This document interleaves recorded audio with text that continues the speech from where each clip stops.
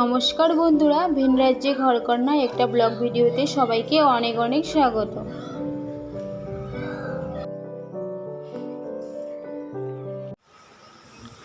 আজকে বৃহস্পতিবার, তো এখন বাজে সকাল 9টা।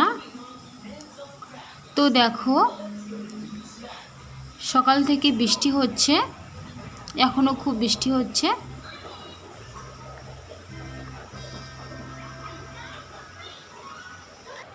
चलो पापा घरे जाए, चलो चलो चलो घर पे चलो।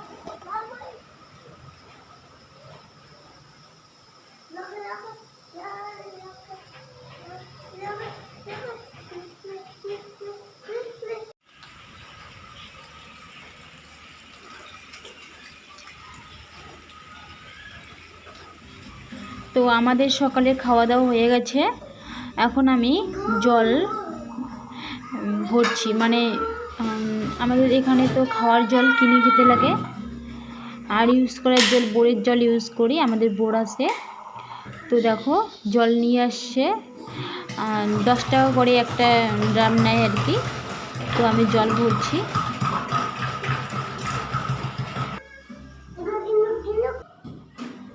আমাদের এখানে এখনও নগরপালিকার জল এখনও আসেনি, সেই জন্য বোরের জল ইউজ করতে লাগে আর খাওয়ার জল কিনে খেতে লাগে। তারপর দেখো, এটা হচ্ছে গোলাপ জামুন। তো তৃষান সেদিন গোলাপ জামুন দেখছে, যে দোকানে দেখছে আর কি।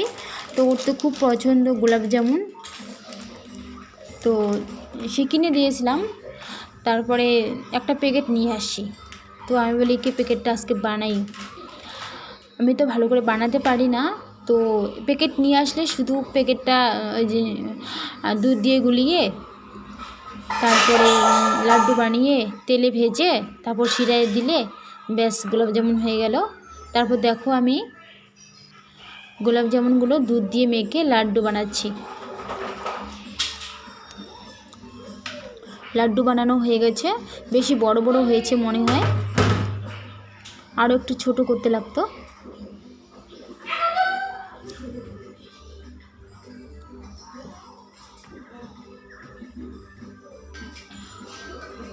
তারপর দেখো তেল, এগুলো হচ্ছে সাদা তেল।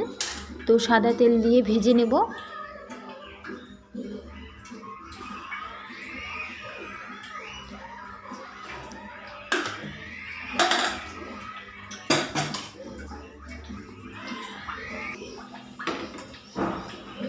এখন ভেজে নিচ্ছি,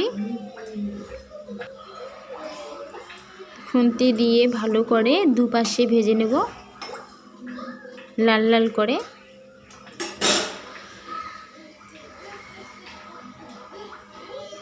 তারপর দেখো, 3টে বেঁচে গেছে, এই 3টা রাখলাম, পরে ভাজবো।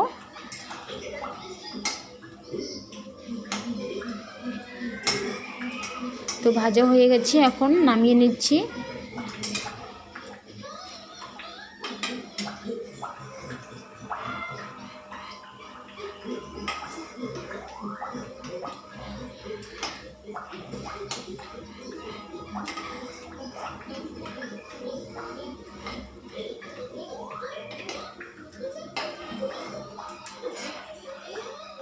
গোলাপ জামুন না তৃষানের খুব ফেভারিট আর কি,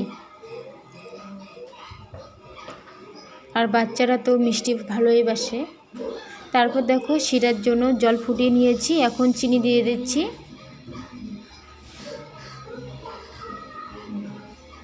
তারপর শিরা রেডি হয়ে গেছে, এখন গোলাপ জামুনগুলো দিয়ে দিচ্ছি।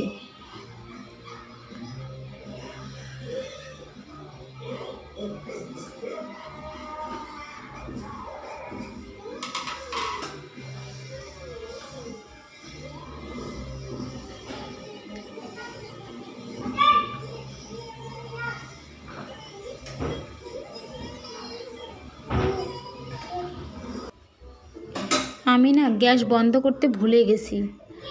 তো দেখো, এখন মনে হয় বেশি সিদ্ধ হয়ে যাবে। তারপরে যে দেখো, গোলাপ জামুন রেডি হয়ে গেছে, কয়েক ঘন্টা ঢেকে রেখেছিলাম।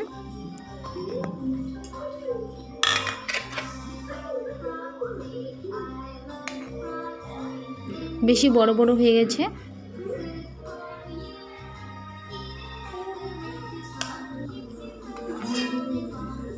এখন তৃষানকে দিয়ে দেব।